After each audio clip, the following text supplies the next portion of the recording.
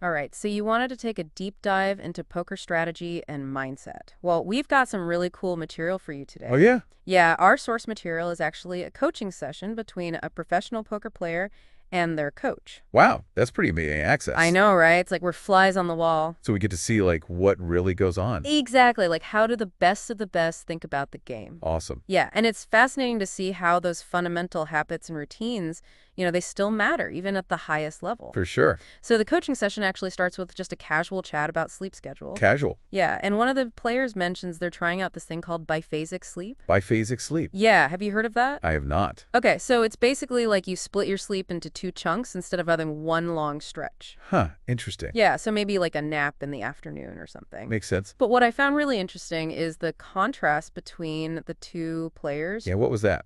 So the coach wakes up at 4:53 a.m. like clockwork Oh, wow. every single day. Dedicated? I know, right? But the player is more of an 8 a.m. kind of person. Yeah, I'm definitely in that camp. Me too. But, it just shows how, even at the pro level, routines are so personalized. Totally, you got to find what works for you. Right? It's about maximizing your energy and focus, whether you're a poker pro or, just trying to get through your to-do list. Absolutely. And speaking of routines, there's this little interlude about breakfast. Breakfast. Yeah, the player mentions they love Switz breakfast. Okay. Like muesli and Okay. stuff, I know, right? Who knew breakfast choices could be so strategic? Well, I guess everything matters when you're a pro. True, but it's just this nice reminder that even these high-stakes players, Yeah, they enjoy simple things. they're human. Right, exactly. They're not just poker robots. They have personalities and preferences, just like us. I like that. Yeah, but then it's down to business. The coach starts digging into specific poker strategies. Okay, let's hear it. So they begin with heads-up play and those early-level hands. Right, the fundamentals. Yeah, and what really stood out to me is the emphasis on analyzing past games, Interesting. like to refine their approach for the future. So it's not just about playing hand after hand. No, it's about constantly reviewing those decisions, identifying leaks in your game, and, actively learning from each experience. That makes sense, but I wonder, do you think this constant analysis ever becomes overwhelming for players? That's a great question. I mean, I could see how it could feel like a lot of pressure, right? Yeah, always scrutinizing your every move. But then again, the insights you gain from that analysis could be incredibly rewarding. Yeah, maybe it just becomes part of their routine. Right, second nature. And then they probably start to enjoy it. Possibly, yeah. So after that, the conversation shifts to this thing called bubble play. Bubble play, what's that? So this is where it gets really interesting. Okay, I'm all ears. Can you imagine a poker tournament where only a certain number of players actually win prize money? Okay, yeah, I got that.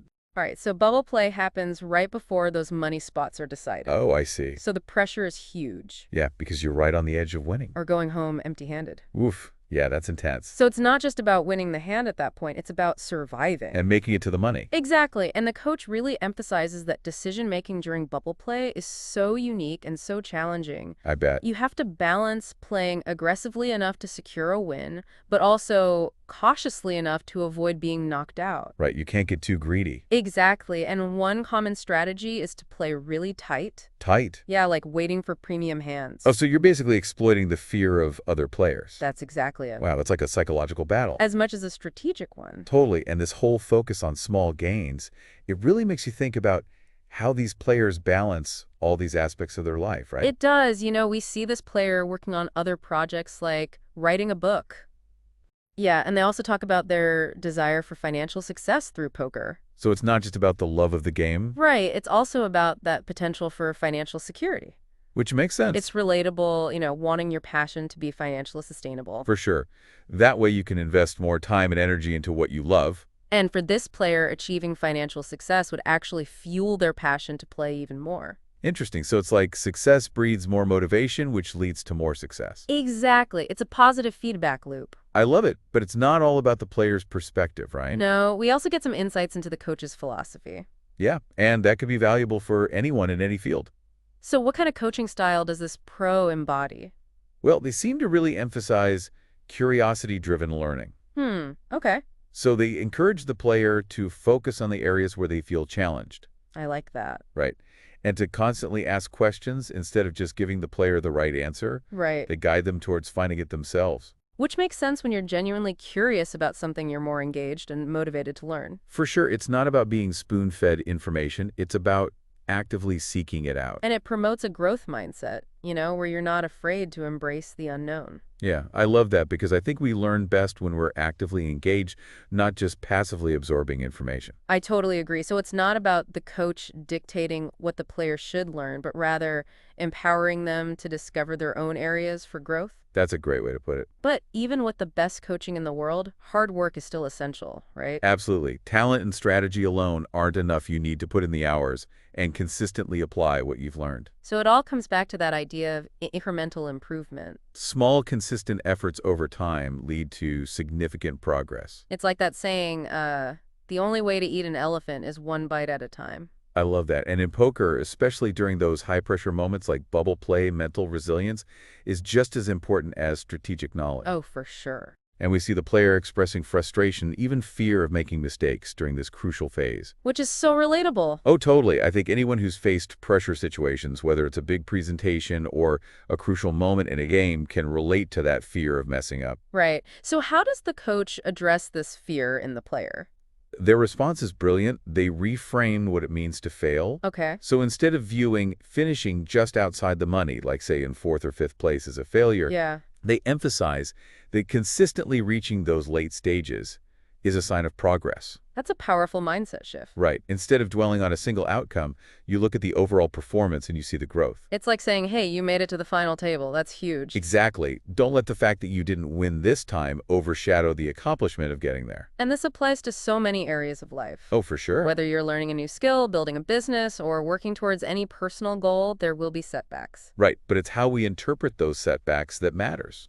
And the coach also brings up this idea that transitioning between stake levels doesn't require a complete overhaul of your strategy. Interesting. It's more about making minor adjustments and building on what you already know. So moving from $1 to $2 tournaments, for example. Right. It's not about learning a whole new game. It's about refining and adapting. That's reassuring. It makes moving up the ranks seem more achievable. Yeah, you don't have to reinvent the wheel every time you increase the stakes. But it sounds like it does take a lot of self-awareness to know what to tweak. Right, and that's where the data analysis comes in. Oh, yeah. The coach actually points out that the player's stats are very strong. Really? Even though the player is feeling frustrated, the data provides that objective feedback and reassurance that they're on the right track. So it's a combination of intuition and data-driven analysis. Exactly. It's not just about the numbers, it's also about how you feel about your game, what aspects feel challenging, and where you want to focus your energy. That's a great takeaway.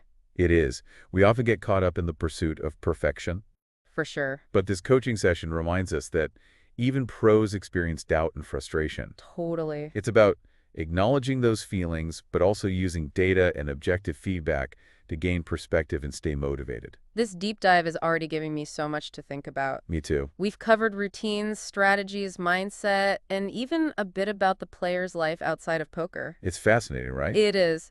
So what else is revealed in this coaching session? Well, we get a glimpse into the coach's approach to learning, which I think is applicable beyond poker. Oh, really? Yeah, so they're big on encouraging players to to be curious about the aspects of the game where they feel challenged. Yeah. Instead of like shying away from those tough spots, Right. the coach pushes the player to really lean into them Okay. and figure out why they're struggling. That's interesting because it's easy to get discouraged when you hit a wall. Yeah, but I guess reframing it as a learning opportunity is key. Totally. It's not about being perfect, it's about constantly seeking improvement. Exactly. And the coach also acknowledges that just studying theory isn't enough. Nope. You have to actually play the game, put those concepts into practice, and see what works for you. Right, it's like reading a cookbook versus actually getting in the kitchen and cooking. That's a great analogy. You can only learn so much from theory. Right. The real learning happens when you apply it. Exactly. So this deep dive into the world of professional poker has shown us that it's not just about the cards you're dealt No. or even the strategies you employ. Right. It's about how you manage your emotions, adapt to changing circumstances, and maintain that unwavering belief in yourself. It's funny because we often hear about the importance of data and analytics in today's world. All the time. But this coaching session reminds us that the human element is still so crucial. It really is. Intuition, resilience, the ability to learn from both our successes and failures, Mm-hmm. those are the qualities that set us apart. And those qualities are developed through experience, Yeah. through pushing ourselves outside of our comfort zone, For sure. And through embracing the challenges that come our way, Absolutely. Just like this player who's not only striving to improve their poker skills, but also pursuing other creative endeavors and seeking financial independence. it's inspiring, right? It is to see someone so dedicated to pursuing their passions both on and off the table. Yeah, They're not just a poker player. no, They're a multifaceted individual with diverse interests and goals. And that, I think, is a great takeaway for all of us. absolutely. It's about finding that balance between honing our skills and exploring our creativity, Mm-hmm. between striving for excellence and enjoying the journey. I like that. So as we wrap up this deep dive, Yeah. what are some key takeaways that stand out to you? Well, for me, it's the reminder that success is a process, Okay. not an overnight phenomenon. It's about consistently showing up, embracing the challenges as opportunities for growth, and making those incremental improvements. Yeah. And it's about cultivating a mindset of curiosity, resilience, on self-belief. Couldn't agree more. And let's not forget the importance of taking care of ourselves. Oh, that's huge. Physically, mentally, and emotionally.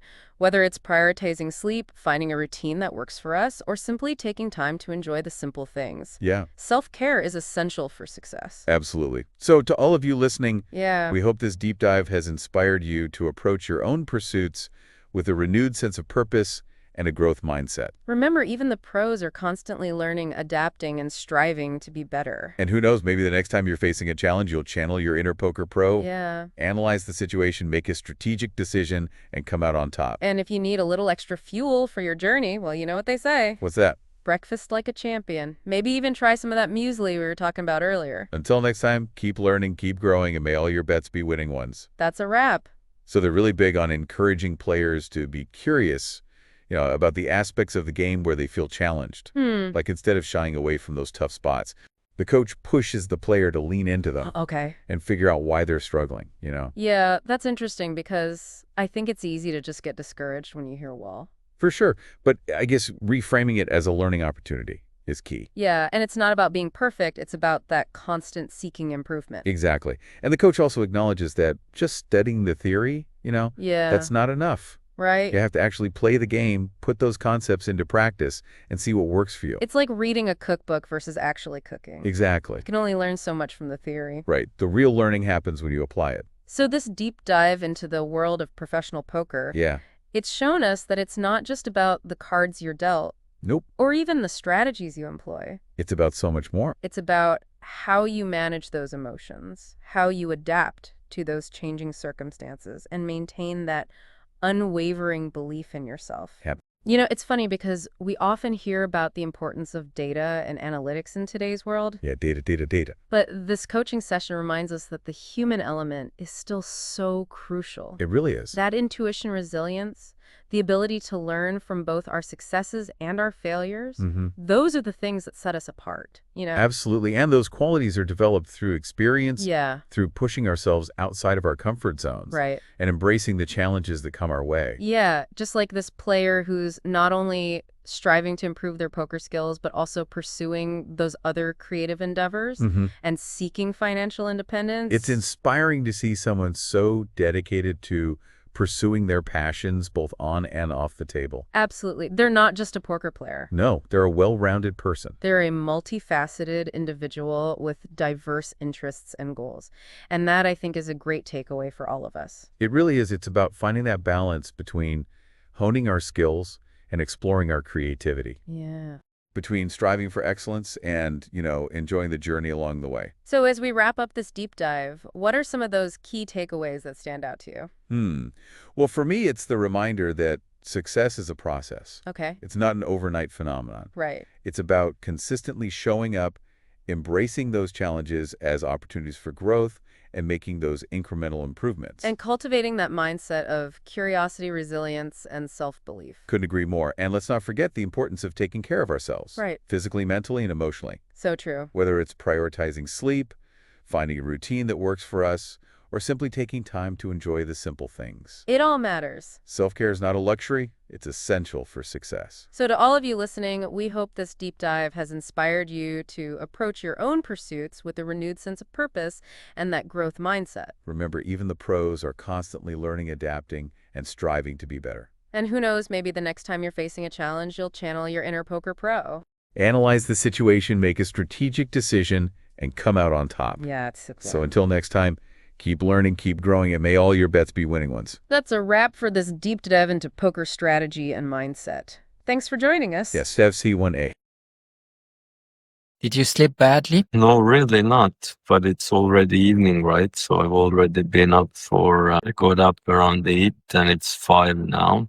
So it's 9 hours. So yeah, I really like those days when I can take like a nap during the day, or when I think you talked about this biphasal sleep thing, right? So I don't have it anymore, but it comes back from time to time. There are just nights where I only sleep for 4 hours, but now I don't have it. It changes all the time. So right now I sleep quite well. So you're just tired because you're up since early in the morning. yes. Yeah, it's the same for me. I think I beat you. I don't remember when I woke up. I can check, but I think I woke up before you did. Let me see if I can. An hour earlier for you there, right? It's only 4 p.m. in Switzerland, so. Yeah, but I did wake up at my time 4:53 a.m. Wow, you've been up almost 12 hours now. So I beat you. Today I beat you. Not always like this, but today that's the case. In being awake, yes. Yes. I learned something about Switzerland, I think, yesterday. I like to eat breakfast, this food called muesli, and I Oh, you do? that it's a Swiss food, yes. Yeah. But it's very common and popular here as well. So I eat muesli a lot in the mornings. That's great. I have to try your muesli once to see how it is. It's normal, I think. Just some grains and fruits, I think. Okay. Have you planned something special for today? I know you want to look at some heads-up games, and we can do that, but I don't have any marked hands. But we can look with hand to and just look at at my last heads-up game. I have 1 or 2, not more. But if you want to look at that, we can. If not, I have some marked hands we can also look at, or we can do something different if you have anything in mind. Yeah, I had comment for heads up and the early level hands as well. So basically the finish of the tournament, but also the beginning. I think we've done a lot of work with the bubble, right? I think you understand now quite well this 5 players left, 4 players left, 3 players left. Yeah, I think that's fine. And then, at some point when we feel like you're pretty good all over, like early levels, middle levels, also heads up, that everything feels very smooth, then then the next logical step for coaching to really do like more new theory would be to start working with some programs that, a little bit like we've done already, right? We've looked at some, like sometimes I paste you these hands that would be shoved during the bubble, but there's also programs that tell you which hands you should re-raise, what hands should you bet on the flop, what hands you should check on the flop, depending on the board. Like this more deeper into this theory is a logical next step if you want to continue learning more theory, or also it could be that you feel like you're already pretty good and then just practice and play and see where it takes you. But I don't think you lack too much more theory to beat this level and hopefully beat a few next levels as well. But that only time and playing tournaments will show that wider comment, right? Not only for today, but just looking forward, what would be the possible future. You sound very confident in my abilities as a poker player. Well, tournaments, the ones you play, are a lot about knowing when to go all in pre-flop, right? A lot of hands, you only make like a few decisions. Should you open or fold the hand pre-flop? You're pretty good at that. Should you go all in or not? I think you get those more often right than wrong. So, and yeah, I guess then what areas to improve? I don't think there isn't too much more you could add to your bubble play or this 4-5-handed play. Certainly early levels, I think is a bit special that could have been improved. But, you've taken lessons for, I don't know, a while now, and you played consistently on a daily basis for a while now as well. So, and the hands I review, I think, are often good as well from the recent lessons that we looked at. So yeah, and you are outperforming your opponents based on statistics. So most tournaments you play, you're either the best or top 2 players in those 8-player tournaments. So it's just like a little bit to get over the break-even line. And really the funny thing with poker is, even if you're just tiny bit over the break-even line, if you stay there long enough, then with just each tournament, you would end up winning. And then at some point, you move to the next level, which $2 tournaments are quite similar in that way. So I guess that's the funny thing, right? That you've been break even for so long. And in some ways, it's the toughest place to be because most people lose in those tournaments to rake or other players. And then if you're good enough to win the game, even if you won like 10 cents per tournament, well, if you play hundreds and hundreds of tournaments, that would end up adding to something. So, it's not just me being confident, right? It's your results.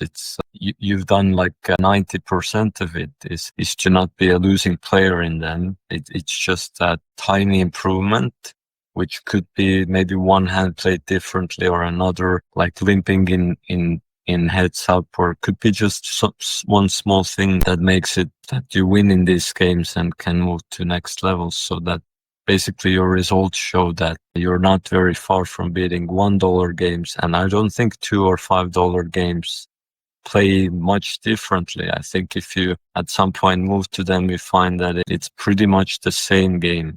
It's maybe opponents are 5% better on average, something like that. But it's pretty much the same thing for many levels, really. Yeah, you know best what we have to work on. But what scares me the most is still the bubble play, because I'm always scared, because you cannot think like when you're deep stacked at the beginning of the tournament, and you can also not think like when you're heads up. So, and you cannot think like when you're third. Even third is for me easier to go through mentally, because I know what I have to do as a third when I'm third or when I'm second. I know what I have to do. But that I mean when I'm fourth or fifth, especially fourth, then I'm a lot hesitating, because I don't want to mess it up and exit the tournament, as you told me, in fourth place. But I also don't want to fold the good hands like king, queen suited. And that makes it hard for me. But I'm sure if we keep on working on it and I keep coming in those situations, one day I'll get it and I start doing it correctly. But it's a tough situation, because it's very different from the rest of the tournament. So that's the hardest for me when I think like this. But that's just my impression.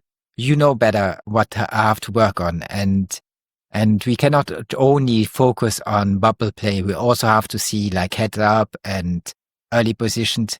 All that is important, because I might not see big mistakes if we don't look at them. And what you say about poker, well, the thing is, I do a lot of stuff. And for example, the last hour before I started our conference today, I was working on my book, and it's a lot of work. You take a lot of work for writing the stuff, and then you have to put a lot of work into editing it, and then you have to put the work into publishing it. Actually, all that stuff are normally done by different people, not just one guy does it all. And I have to do it all because I don't have a team working for me. But I really enjoy it. And it's really important for me that one day I get through the work I'm doing and I can publish my fourth book, because it's by far the best I've written until now. So that's really, really important to me. And yeah, but to get back to poker, once I see that I can make a little money and that I'm not just hovering around break even, it would give me a huge ego boost, and it would make me play more. I'm sure that once I see that financially I can make some money instead of just being break even, once I realize that, I will be more passionate about it, and I will find more time to play more than what I play right now. But, well, the thing is, I tell myself, and that might be wrong, But I tell myself, as long as you're not sure about what you're doing, it's maybe not too bad if you don't play too much. But because maybe it's just an illusion that I'm a break-even player, and in reality, I'm still a losing player. And if I play, I would crash down. Well, I tell myself that, but the probability is very low because, as you said, I'm hovering around break-even for a long time now. I'm a little more. I was 10 USD above, and I nearly touched 20, but then I had 2 losing tournaments. So now. But I'm still around 17 or 18 bucks or US dollar over break even. So I'm going in the right direction. I just need a little more time so I can go over the 20 USD level, then the 30 USD level, and so on. But as you say, I still think it's possible, and I still think I will do it one day. I just don't know how much time it will take me. Anyways, so how do we start? I'd like to start still with your marked hands. And as a quick comment, I think it's fine if we still look more bubble hands. It's still like, I mean, I think I like to trust the students' curiosity, but also like you will know one moment when it's like it's boring to look always the bubble hands, and then we can look another spot. So if you say you still feel like we can review more 4 or 5-handed hands, then it's fine. And there was one more thing I wanted to add on this. What was it? Oh yes, that, in general, maybe it's a little comforting, but there's going to be times when you get 4th or 5th, that's fine. I don't know if you remember, but I'm pretty sure I said this, that to me, it's quite a successful tournament if you get 4th or 5th. I mean, it's however good you aren't always making top 3. To me, it's a bad sign if there's often that you go out 9th, 7th, 8th, these early positions. If you go out 4th and 5th, that shows me that you were probably just one hand away from top 3, which could mean 1st, could mean 2nd. That's pretty good. That's like your common thing, that either you get to top 3 or you were one hand away from it. So I'm quite fine if there's some 4th and 5th places in there. What I wouldn't be so happy is if there's many 9th, 8th, 7th places, right? Because if you go out 9th, you weren't one hand away from top 3. You were a long way from it. So I guess I would say that sometimes you play your best tournament, the cards go as it goes, and you get 5th or 4th. It still means something. I don't know. I know it doesn't mean in terms of result, but to me as a coach, that's a good sign that you fought really hard. You beat the other 4 players. Yeah, I said 9th. I know it's an 8-player tournament you play, but if you get 4th or 5th, you still beat the player who got 8th, 7th, and 6th. So it's even that is good. So yeah, really, if your bad tournaments end up being that you're 5th and 4th, and then good tournaments where you're top 3, then that should be enough. So just that, yeah, you're not going to make every bubble, but if you're constantly in that means you're in the right spot. That's my read on this. Yeah, thank you for saying that. And maybe something crazy also from a person I'm working with.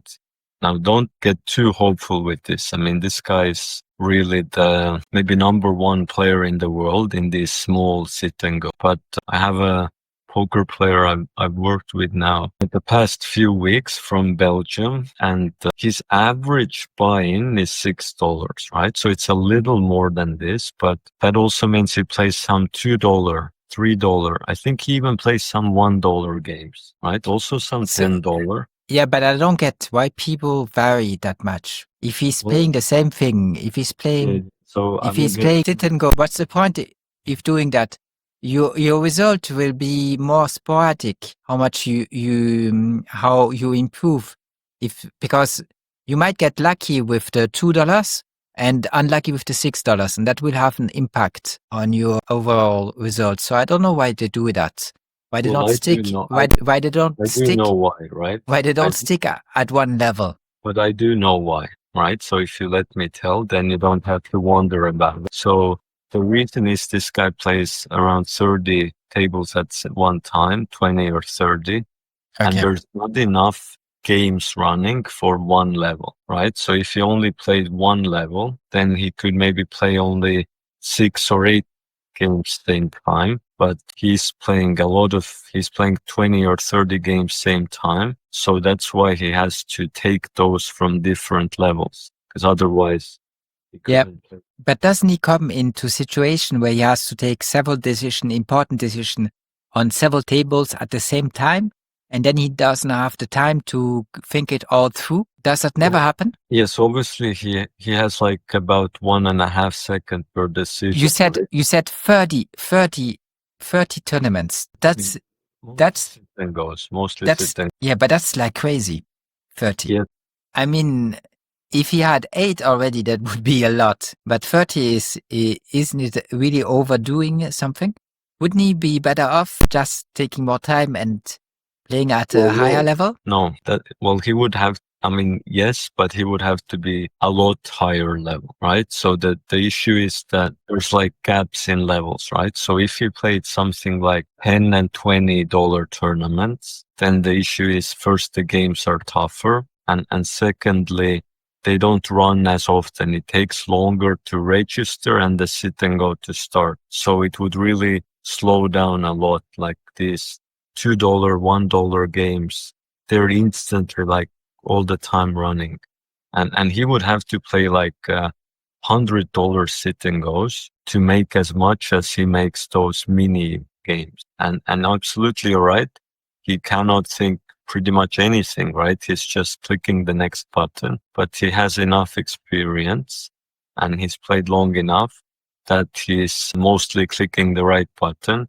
And because the skill level, skill difference is big enough with his opponents, it's actually he makes more in these games than some others who play $10 or $20 sit and goes, because there's less of these running and they're tougher opposition. But I wanted to mention, I know there's no one like him basically. He's very rare in this, but he's able to make something like 40,000 a year doing this. So I just wanted to describe how even in $1 or $2 tournaments, it's possible to make a lot of money. Yeah, that's interesting. But the thing is, he comes with, it's a full-time job for him. He does that a lot of hours every day, and it's overkill playing 30 tournaments. But that being said, so if he plays 30 tournaments and he makes 40,000, maybe I play a lot less and I manage to make 4,000. That would already be nice. I would already be happy with 400, I'm a complicated guy. It's just, I like the game. Exactly. I just wanted to mention this to show that, there's even in this, like even a $2 or $5 sit and go, which is just 1 or 2 levels above $1 sit and go. There's some opportunities even in them. And I think even he has 30 tables. He's one of a kind in that. But yeah, even if you play 6 tables, which is 5 times less, it would be possible to make, around 10K a year with that. Or like you said, even winning a 400 or 1,000 or anything would be nice. So yes, exactly. Yeah, it just, it's a nice feedback and it boosts your ego and it makes it much harder and much easier than to do it. But the thing with me is that I still have a lot of other things that I like the piano, my philosophy, my books, and so on. So I don't want to do it all day long. I don't want just to wake up and just see only poker hands for the entire day and then go to sleep and do the next thing the next day. Even if I make money, maybe 40,000, I really have to think about it. 40,000 is already, that's some money. If you invest it, you can do something with it, So 13,000 plus, that's something you have to think about. But I just enjoy having a lot of activities, and doing different stuff. It's like, I don't know, why do people want to watch movies? Most of the movies are stupid and not interesting. The stories are really bad and it's always the same boring stuff. So why do they want to watch? It gets them out of the life they have all day long. It gets them out of the job, out of the family issues, or out of all the stuff they have, and they don't know what to do about it, and they don't want to think too much about it. They just want an escape valve, something to do different. And it's the same for me. When I'm bored on working on my Stoic book, well, then maybe I play some piano or play a poker game, I can vary. I can do different stuff. Or I do some sports, which is also very nice. But get some endorphins, because when you do sports, you get endorphins, and they make you feel good. So there's a lot of things I enjoy doing. And right now, I don't see myself just standing up and then sitting and just playing poker the whole day and then going to bed.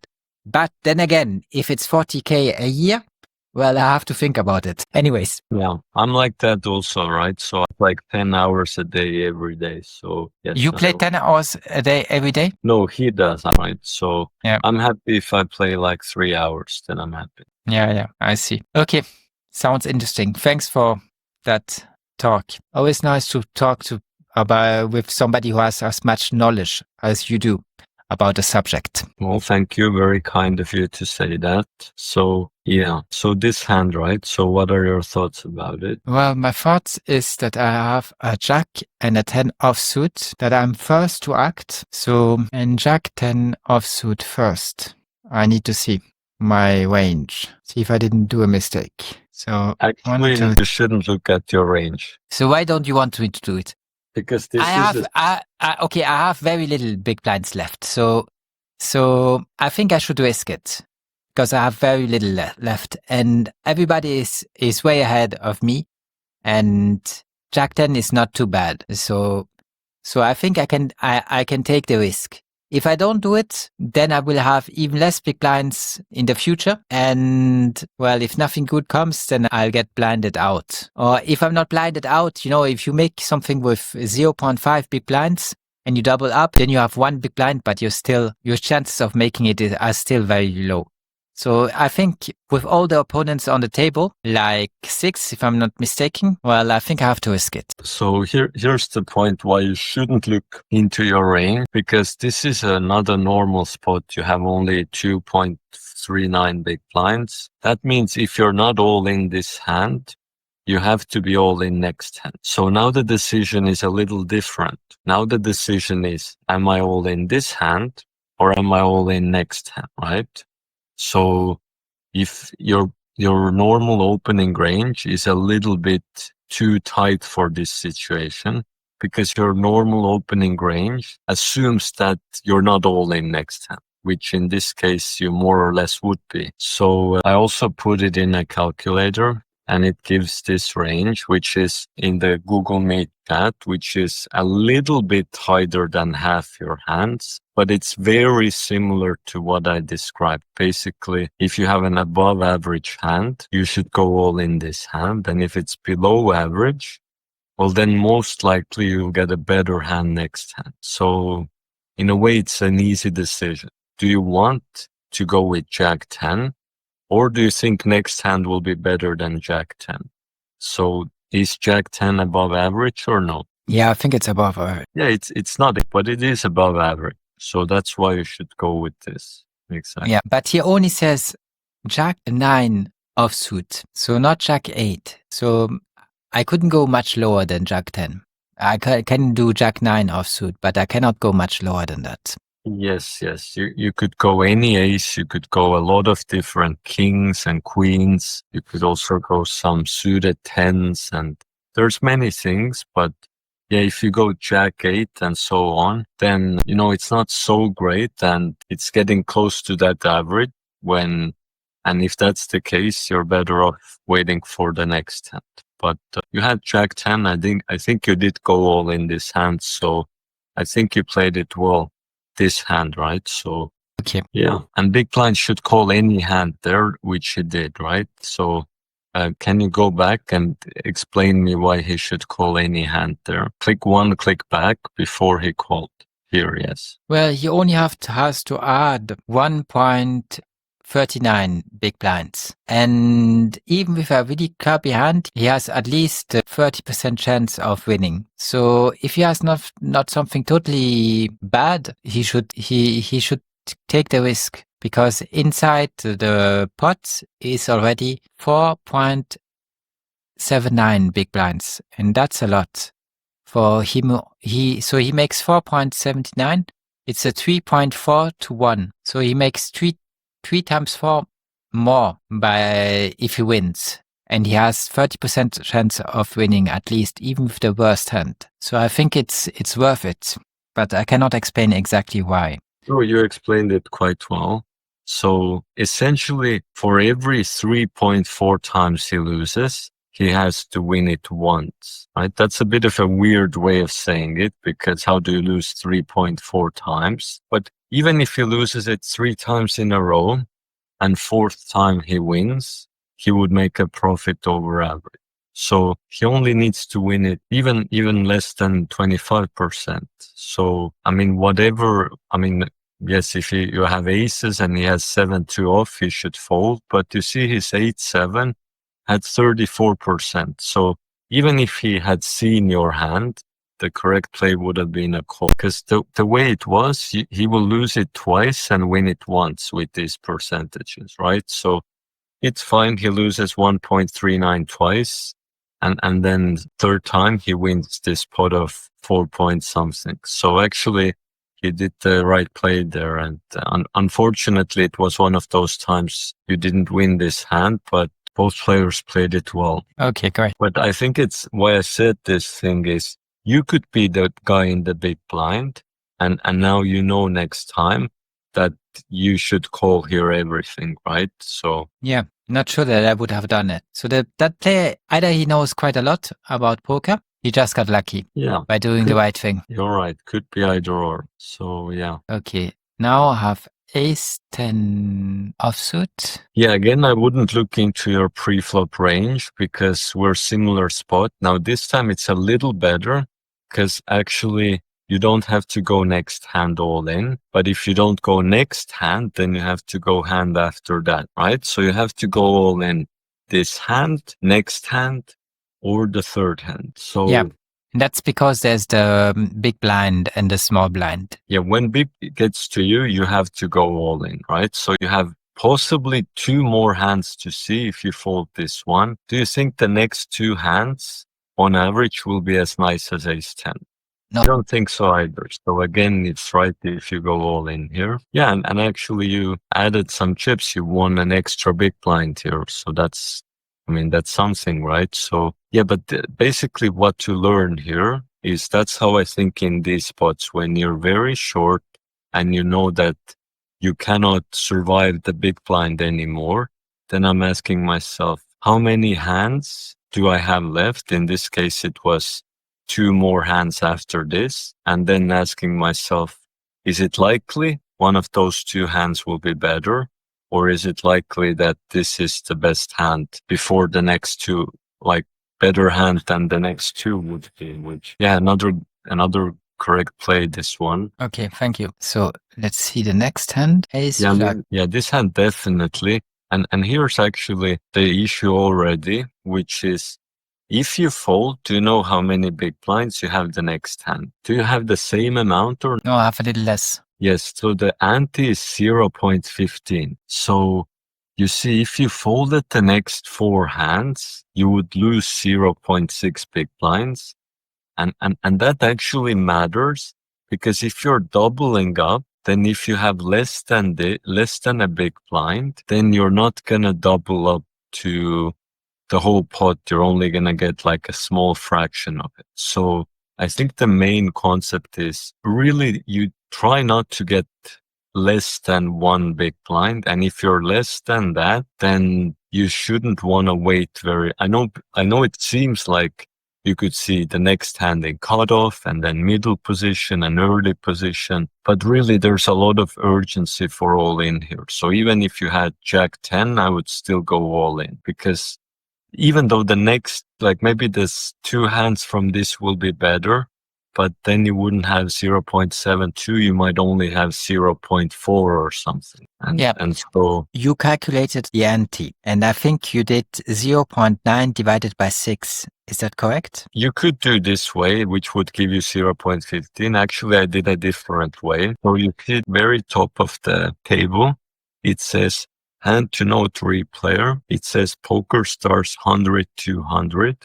And it says ante 30. So I saw from that big blind is 200 and ante is 30. And then I know that 30 times 15 is 200. You see where I read that from the top of Yeah, I see. So 30 times 15, you say, is 200? No, actually not, right? So, wow, you're right. Because 30 times 10 is 300. Yeah, right? so I don't get it. So this is actually very, very good that you're pointing this out. So it goes 6.6 times 6.66 into 200. Oh, but here's the thing. So ante from big blind, right? I know. So what's 10% of the big blind would be 20, right? So 0.1 big blinds is 20 and 30 is half of that added. So that's where I get 10% from 200 is 20. 5% of 200 is 10. And so 30 is 15% of 200. So I'm not multiplying 30 by 15, but I noticed that 30 is 15% of 200. So 15% of 100 is 15, right? 15 from 100 is 15. Yep. But 15% from 200 is double that, so it's 30. Yeah. And So zero, so the ante is what? 1.5? one, No. 0, 0 point, yes, 1.15, 0.15 0.15. big blinds. Yeah. Okay. But I get the same if I do 0.9 divided by 6. Yes, you do get the same. Okay. But Thank you a this lot. hand, I would be all in. I think only way I possibly wouldn't be all in if all 3 players before me go all in, something crazy happens, right? Player 4 all in, player 5. But yeah, I'm all in almost always here, like you did. And I mean, yeah, funnily, you don't win the whole pot, but at least now you have more than 1.89. And now you have some time to fold maybe and wait. So at least basically the concept is you really try to stay over 1 big blind. That's like important. Okay. Okay. Now I have not a lot left, but not as bad as the last hands we looked Yes, at. now you have something that folding is more of a thing now. So exactly. So now I would start, this stack, I would start to look into pre-flop ranges more. Right. So actually, yeah. Now player 4 went for 2 big blinds, but he should have gone all in. So for me, it's the same as if he goes all in. And the thing is, with my queen jack offsuit, it's not a very strong hand. So should I call the all in? Player 4 should do it with crappy hands. But most of the time they don't, because they don't know how to do all ins.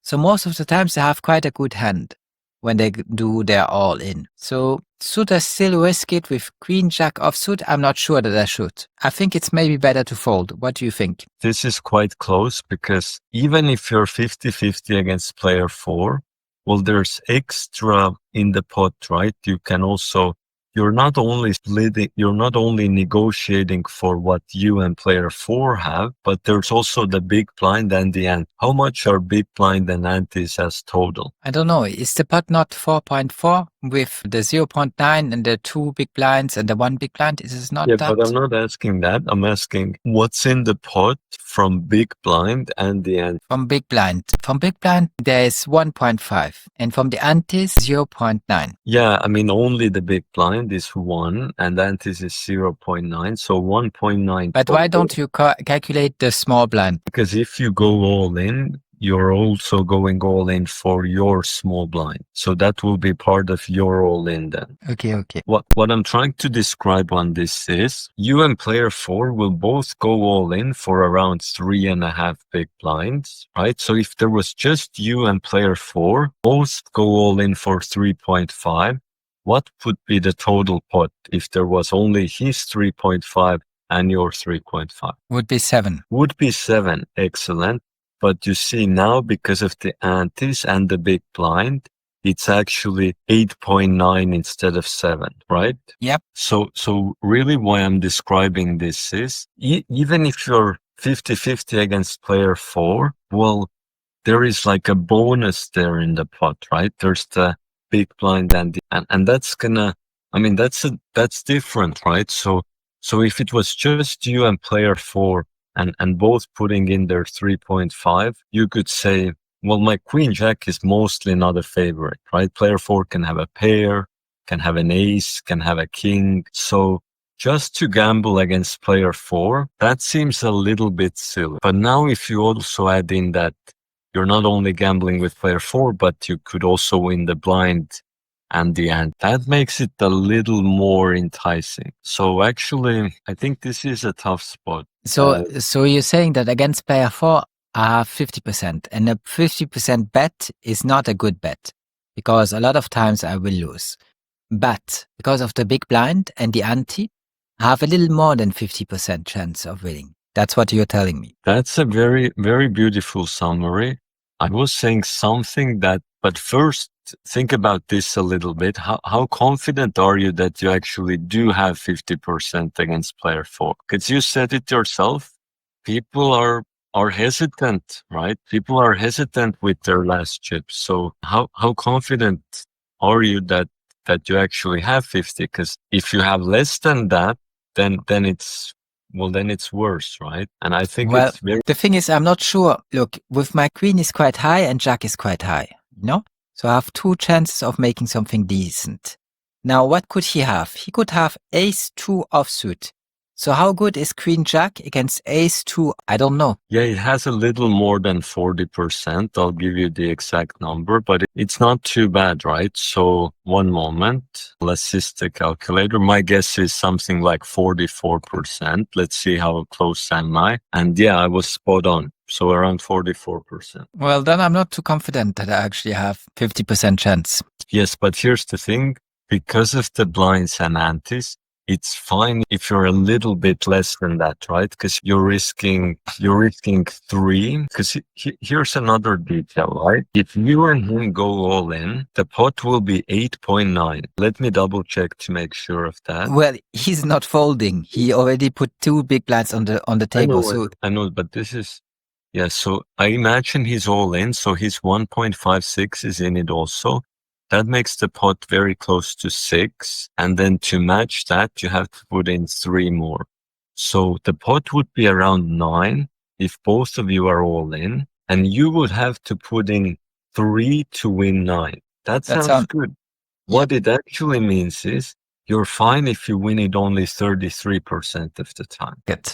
It seems like you should risk it exactly. Also, you're not on the bubble this hand, right? 6 players left. And I do think you're going to win it 33%. And you see in the chat, I sent you what the computer thinks both of you should do. So you see player 4 should go all in with these hands. And then also what hands you should call his all in. And your queen jack is a call in theory in this spot. But it's queen 10 is call, queen 9 is fold. So it's again quite close, right? So, but yes, total pot will be 9 and you're putting in only 3. So this should be a gamble, yes. Okay, so let's see if I did it or if I fold. I did. Wow, and this time we only had 10%. And actually, I could be wrong, but I think there was a hint of this.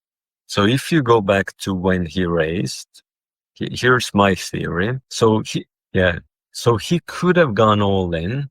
And what I've noticed is when people don't go all in when they should, they're stronger than if they would go all in. I've noticed a lot that if people have aces, even if they have 7 big blinds, 10 big blinds, and if they have ace 4 suited, they're shoving all in. Pocket 5s, they're shoving all in.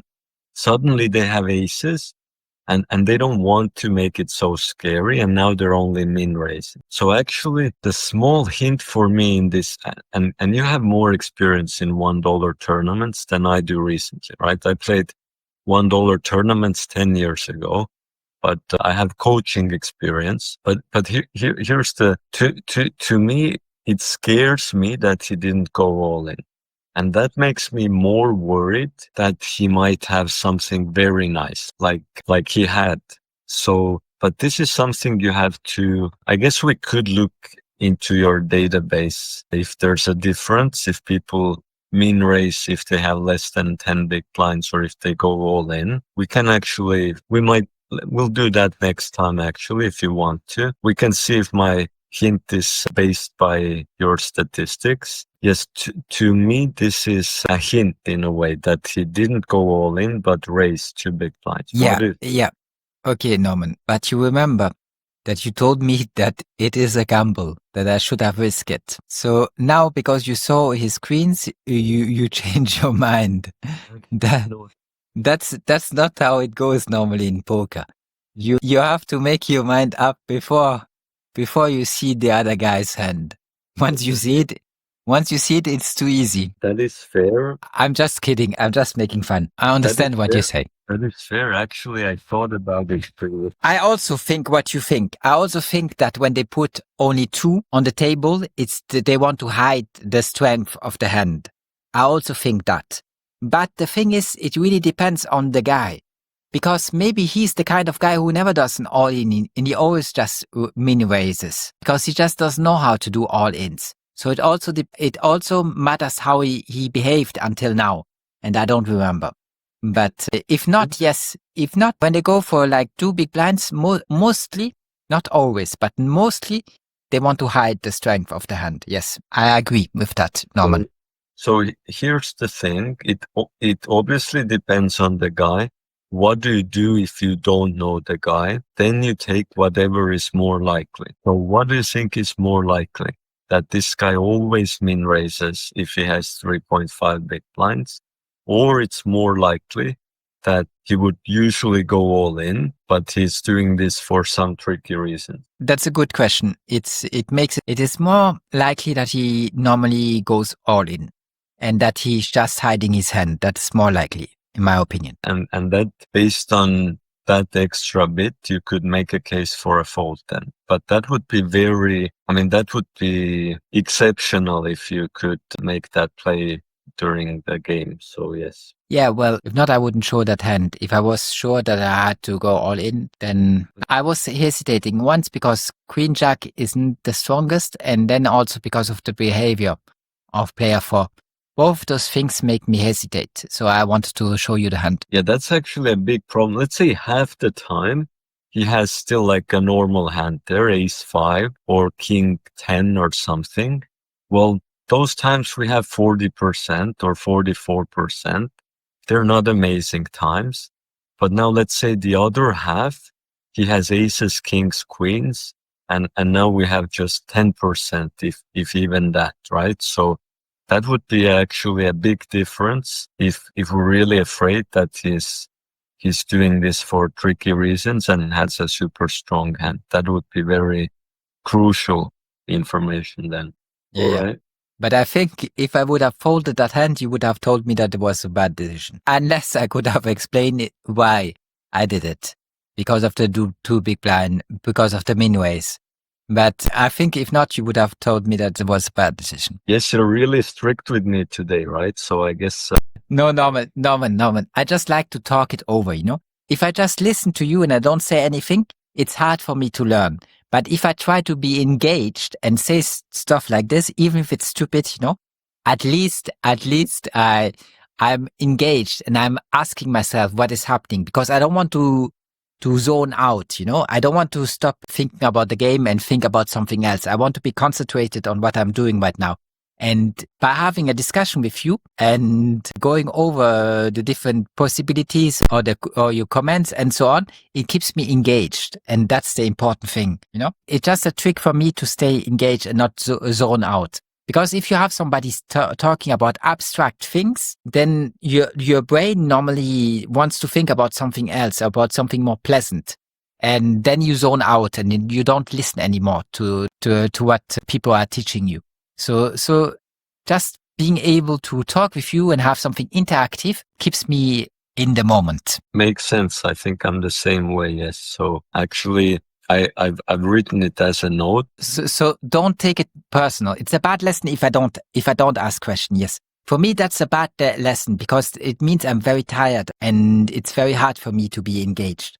But as long as I keep on arguing with you, it's a very good sign. And it's the same when I talk about philosophy, when people think about what I say and come back and tell me, well, I don't think that's actually true. Let's think it through. Or maybe you're too severe and they start engaging. I think it's much more interesting than if I just have a monologue and they say at the end, Amen, like in a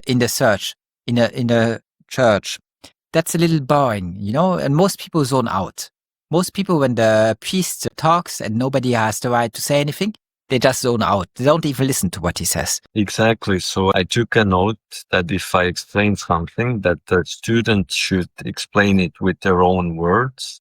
First, it helps them better to remember it. And secondly, then I hear if they understood what I was trying to explain, right? So yeah, yes, I think it's important also. That wasn't exactly what I said, but you did push the analysis even further. But it also gives you that, yeah. That's one more benefit of it. That wasn't what I said, but it is also true. Yeah. Okay, now you still have some time. So you could see the next hand, then you could be big blind, you could even fold big blind, be small blind, even fold that. You have a lot of time here until you go down to 6 big blinds, 5, and you can get dealt many better hands than king 5 off. Definitely. Okay. So yes, I think the big lesson is even with 7 big blinds, we still have time. It's still okay. We don't have to start shoving like crazy. Yeah, but that hand also shouldn't be here. Anyways, let's see if we get something more interesting. Okay, here's what I would have done different. I guess you would have limped. You would have called one you big would blind. be risking how much?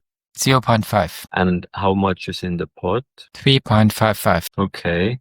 So 0.5 twice is how much? 1. How much is it 4 times 0.1? Or how much is 4 times 0.5? 2. How much is 6 times 0.5? 3. How much is 7 times 0.5? 3.5. 3.5. So there's almost 7 times more reward in the middle, and that's why I would have called this. I think I folded. Yeah, I did. But does it make sense why I would risk 0.5 to win 7 times more? Yes, it makes sense. But the thing is, I'm facing 2 opponents, and that's not a nice thing. With one opponent, it's better. I mean, if I was on the big blind, yeah, well, then anyway, I play.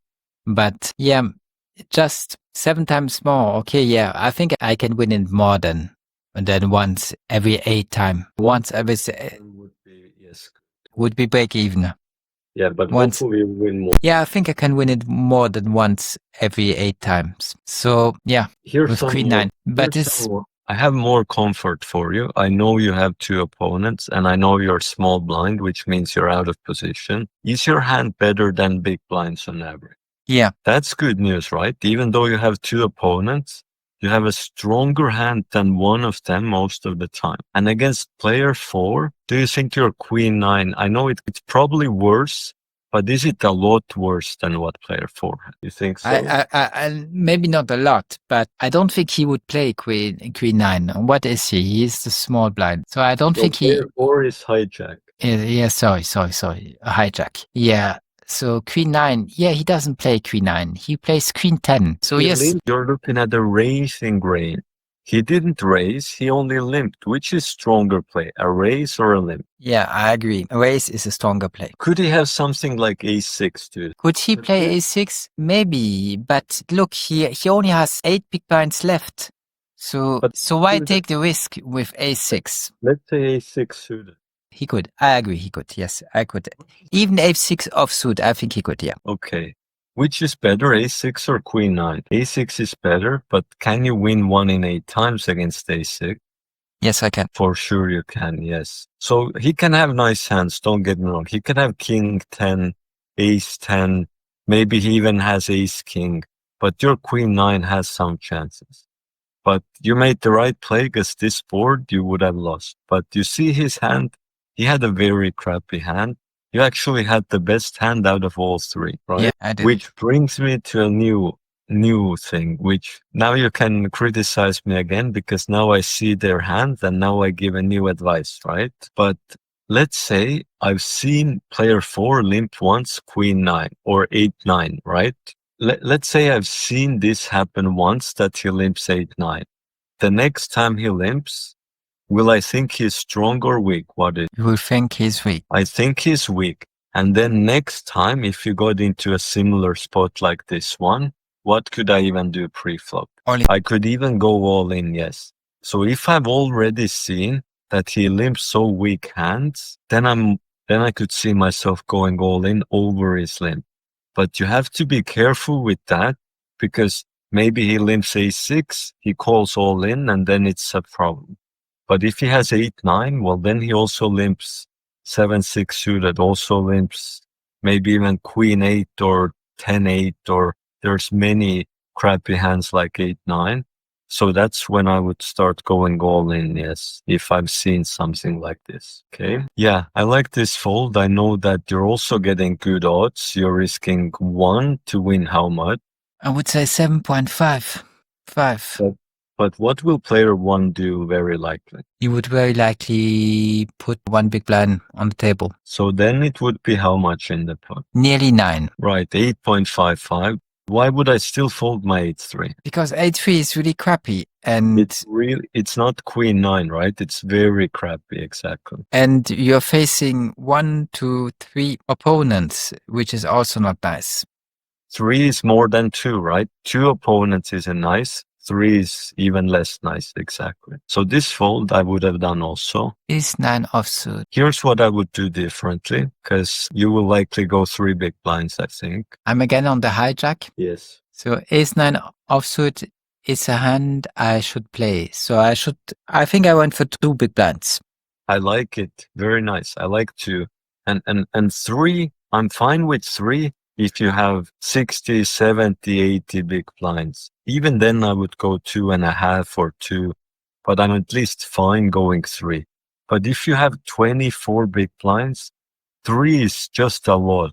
So that's why I would go 2 here. I like it. You see, that's an immediate improvement. You didn't do that a few weeks ago. That's very nice. Okay. So let's think about this flop a bit, right? I know you're going to do your half bet thing. So on this board, are we worried about player 2 having a 2 or a 3? No. So that is good news, right? If the board was king 9, 8, he could have all these cards. Jack 2, 3, very unlikely he has a 2 or a 3. So what things could he have that are strong on this board? He could have a jack.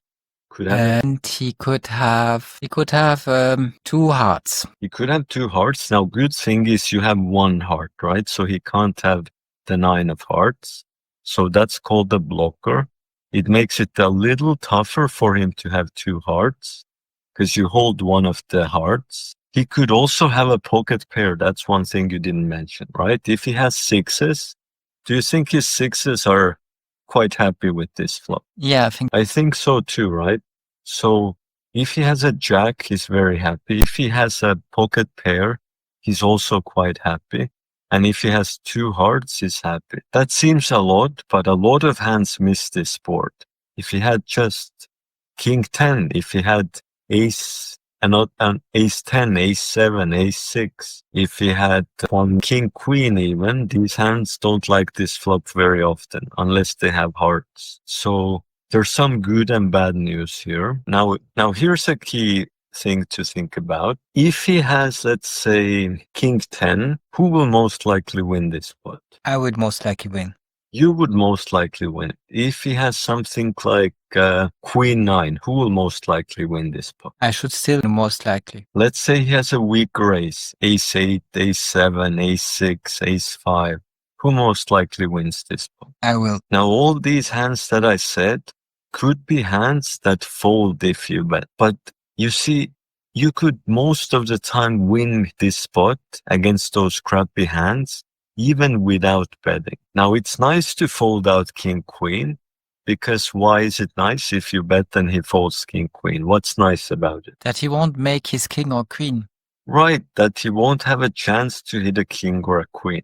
But the danger of that is, if he has pocket sevens, if he has a jack, then you will also lose more by betting. Yeah, so what are you saying? That mean that I should not make my continuation bet? I think that's a good option here, yes. You can. I don't think it's bad to continuation bet here, but I think you can be with your ace-9 already in showdown mode. And yes, you are completely giving his king-queen now a chance, or his king-10 a chance.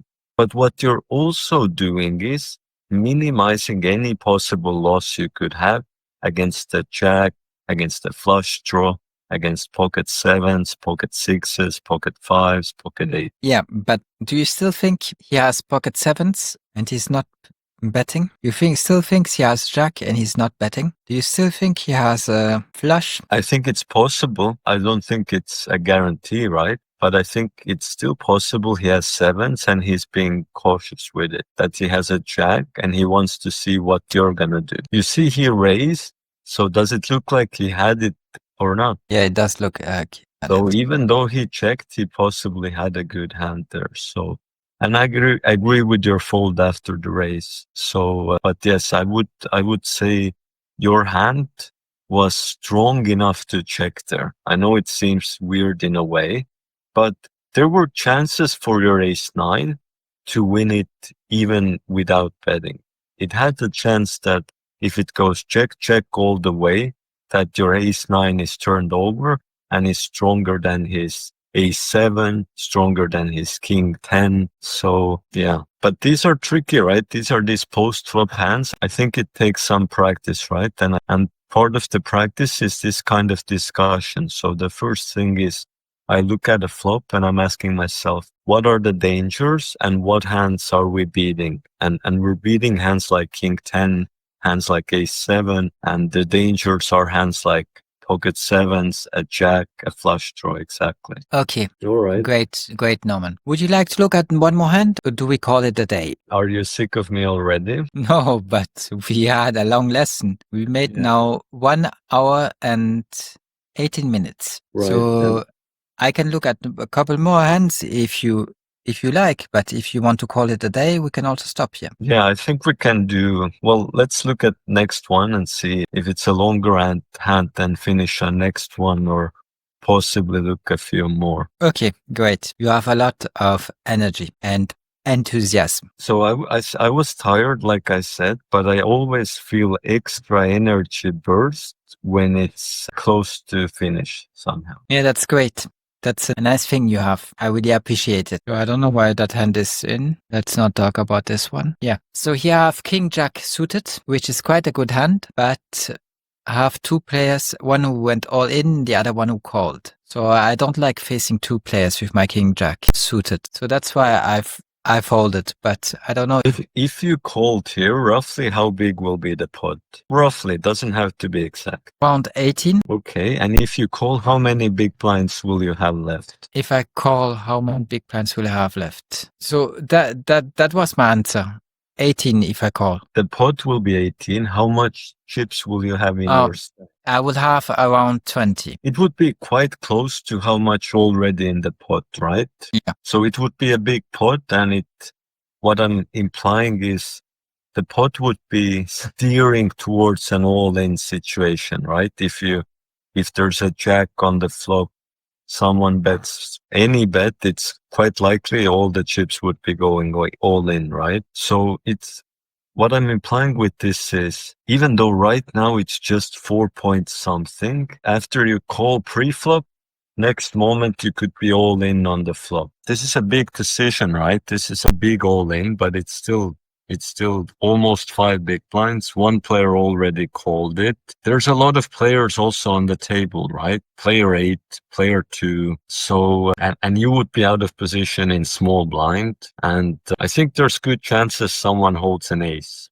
Someone holds a pair. So do we really want to get mixed in all this craziness I know King Jack is a nice hand. And if you had 70 big blinds, I would be like, well, call 5, you have 70 big blinds. But I agree with your fold here. I think it's a little too messy how it's going. And let's see if we were right by our fold here. I would have also folded. And you see this flop? I mean, yeah, I mean, looks like you would have won it, but I mean, this would be very messy to get mixed up in here. And also, Queen 10 was just one card away from a straight as well. And player 3 did have an ace, right? And his ace was a favorite against your King Jack. So, I mean, it would have worked out this time, but it would have been also a hand, which another time you go out 8th place. Right. So overall, I'm happy that you avoided this situation. So I would have won because I had a 10 and a king, and that's a little better than a 10 and a queen. That's why I would have. King and a jack. I had a king and a jack. Oh yeah, okay. Then I would have won because I had a jack and he only made a 10. But still, I mean, I had one and I had a queen and a 10 as an opponent. I mean, those are quite good hands. I agree with your play, and next time I would again fold my king jack, even seeing how this played out. So I still think you played it well. Okay, great. So do we call it a day or want one last hand? Let's do one last one then. Every time I ask this question, you say one more. Right? It's like a gambler, right? One more. Let's do one more. Yeah. Do you know a lot of people like this in real life? Do I know a lot of people like that in real life? Yeah. I don't think so. I mean, people who always want to play one more game, gamble one more time. I don't know too many gamblers. I think gamblers don't take poker lessons, right? I think gamblers are gambling. So yeah, I think this hand you should go all in, right? No, I don't think I should. You don't trust your coach as a bluff here on the flop, scare them away? I cannot scare away somebody who already put 13.6 big blinds on the table. Yeah. Yeah, I'm joking with you. I'm not sure why this hand is in here, right? Me too, I'm not sure. You can do one more then, right? So maybe I just wanted to go too fast and put the wrong hands in. Yeah, here as well, I would have gone less than 3 big blinds, right? I would have gone 2.5 or 2 big blinds. I know ace king is nice, but it's just that why risk so much pre-flop when it's not necessary? That's my point. But anyway, this is also okay. Let's see what happens. Player 2, min re-raises, button calls. Yeah, now there's a lot in the middle, right? So the question is, should we just go for it and put all our chips in the middle? Because ace king is really in a bad spot only if the other guy has aces or king. Anything else, we're doing fine. Even if he has queens, it's okay. If he has ace queen, then it's amazing. So I guess the question is, how scary is this player 2's 5 big blind? Is it very scary? Or could it still be that he does it with ace 10, king queen? So do you think player 2 has more likely queens or he has something like king queen? What's your read on this? You want to know if he has queens or something else, not a made pair? Yeah, is that your question? That's the question, yes. How scary his 5 big blind re-raise looks. To me, it's not so scary because those crazy people, if they had queens or kings or aces, I think there's a good chance they go all in. Well, I don't know. It's still quite scary because if he's a little smarter, then he's all in and he just tries to raise the pot by doing 5. So I don't know. But I think I cannot fold, that's sure. So now, do I do my all-in or do I just call? Exactly. The safe play is just to call and let's hit an ace or a king. And more risky play is all-in. And all-in is a good idea if you think that will, at least half the time, scare both of them away. Well, I'm not sure that both of them will be scared away, but I think there's a chance that one of them will fall. Yeah, that doesn't seem good enough, right? If we go all-in, we want to go all in so that they fold and we just win this 15.8 pot.